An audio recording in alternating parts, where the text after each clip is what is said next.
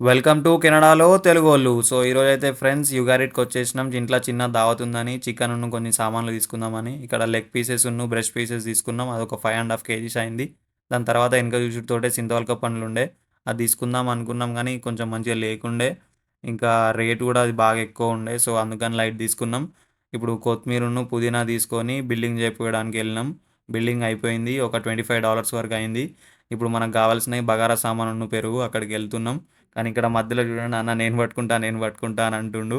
కానీ నేనే తీసుకున్నా మళ్ళా. ఇగో ఈమె చూడండి ఎట్లా చూస్తుంది మనల్ని. అబ్బా లడ్డు ల్యాగ్స్ ఉన్నవే పెళ్ళ. ఇప్పుడు ఎస్కేకి వచ్చేసినాం. ఇక్కడ మనం ఇందులో బగారా సామానును, పెరుగు తీసుకోవాలి. ఇప్పుడు అన్న ఇక్కడ ఫ్రోజన్ సామాన్ చూస్తుండు. బగారాలకి బీన్స్ అవి ఇవి కావాలి. ఇక చూసే వరకు ఫ్రోజన్ క్యారెట్ కూడా ఉండే. 2 తీసుకుందాం అని అనుకున్నాం కానీ లాస్ట్‌కి మాత్రం ఒక బీన్స్ ఒకటే తీసుకున్నాం.